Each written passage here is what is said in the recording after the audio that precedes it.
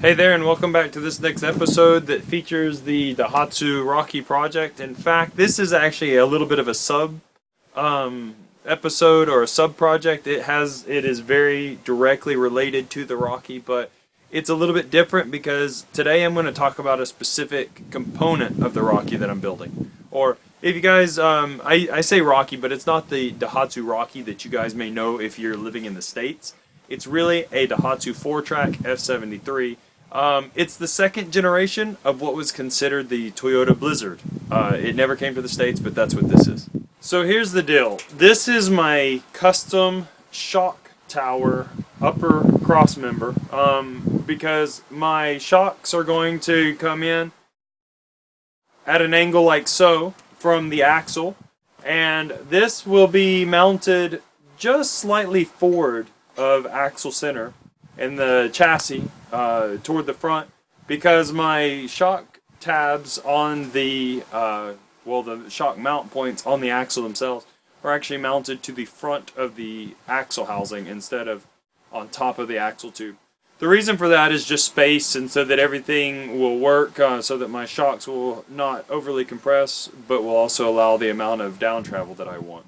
Now, once again, this vehicle is by no means this Rocky or this Daihatsu four-track is by no means intended to be a monster off-road vehicle with monster travel. It's going to have 10 inches of travel, about maybe 11, so not too much.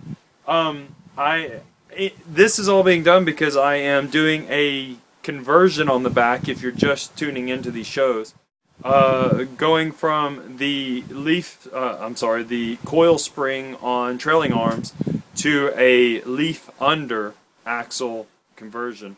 So now it will be leaf spring instead of coil spring. And so what I did is, to give you guys a little bit of an idea, I took this tubing, which is a piece of 2x2 eighth wall square tubing, and of course you can see that I welded on these tubes here at the bottom, put gussets there to close it all in, and I'll probably gusset this corner here in a moment. Did the same on the other side, and I just made notches out of that side there so that brake lines, all that kind of stuff would pass over without rubbing and without wearing through. Now, I welded this up a little bit different than normal because at the time I owned a flux core MIG. And I used flux core because, well, first off, that was the only MIG I could buy for a cheap price. And second off, because where I live, there's a ton of wind. Like right now, there's probably a 10-mile-an-hour wind that's always blowing, a breeze that's very strong. And gas shielded MIG welding is very difficult to do outside in these circumstances. So in that case, while the beauty factor is not going to be the same with a flux core, it is a more practical MIG, and the welds can turn out to be fairly decent if you're a qualified welder. This has been sitting for a few weeks now, probably almost a couple of months now. That's why it's starting to oxidize a little bit, and I'll clean that all off. Now, what I've got to work on today specifically, though, is here in these portions.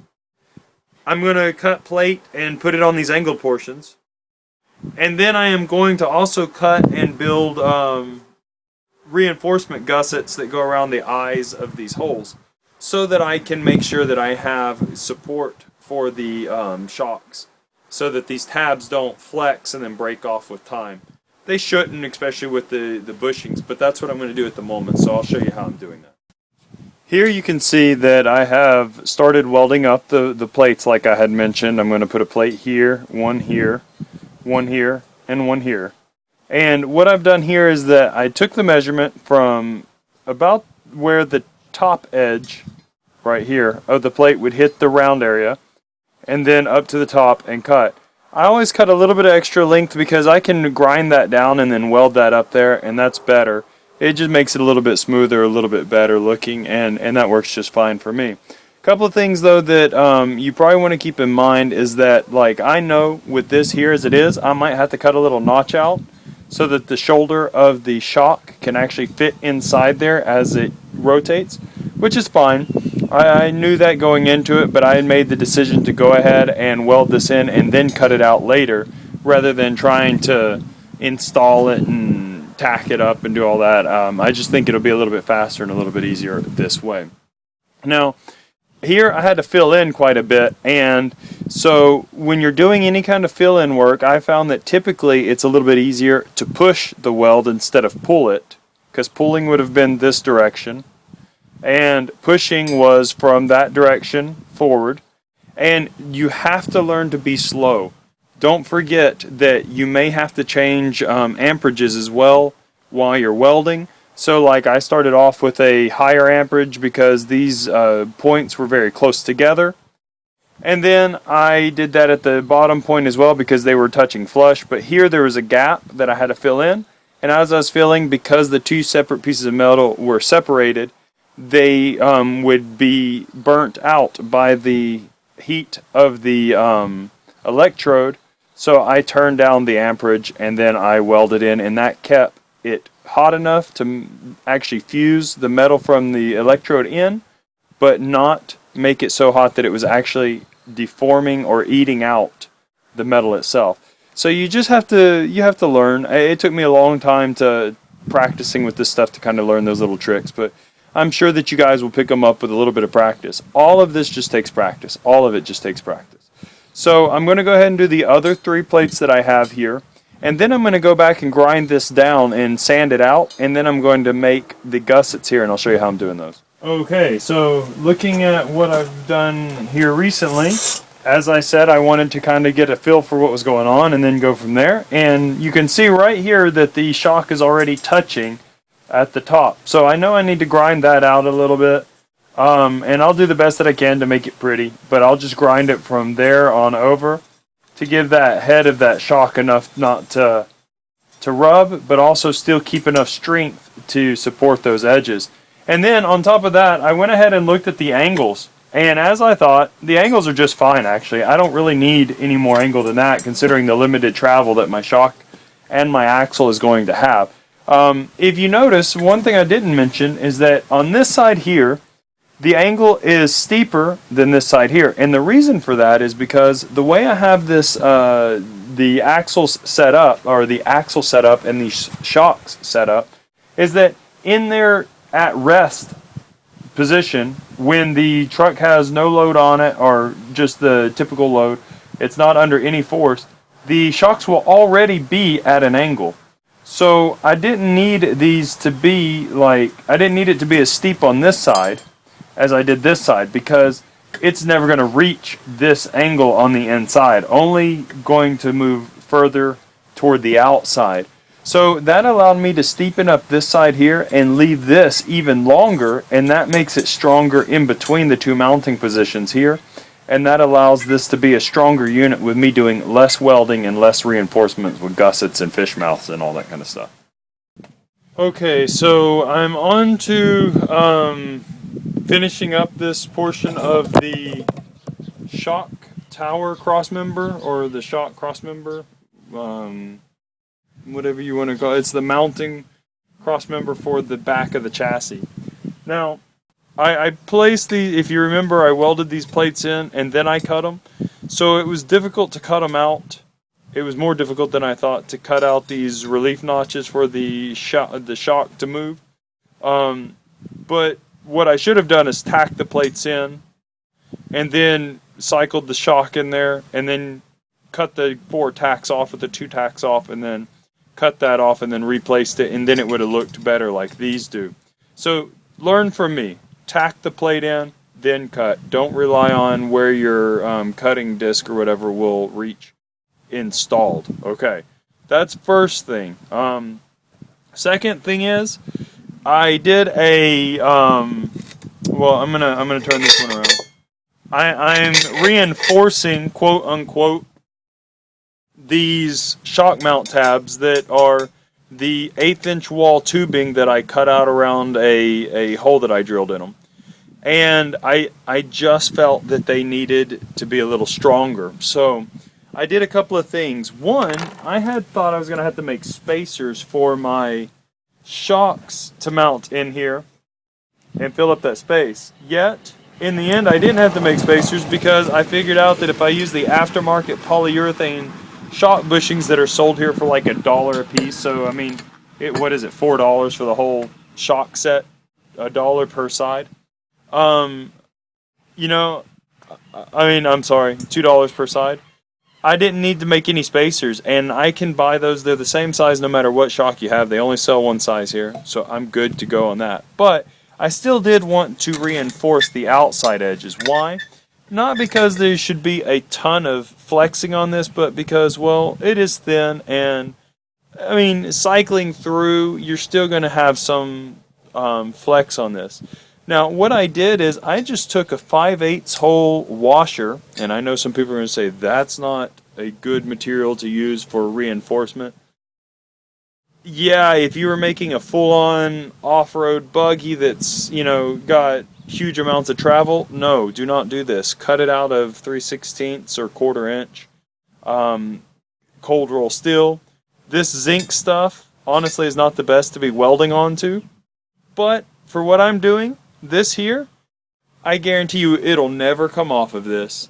And as the little bit of reinforcement that's going to take, if it pops off in the future, then I've learned my lesson. I'll weld a new one on. But honestly, it's not going to come off. So I'm not worried about it. I just welded a washer around each side of the hole, like so.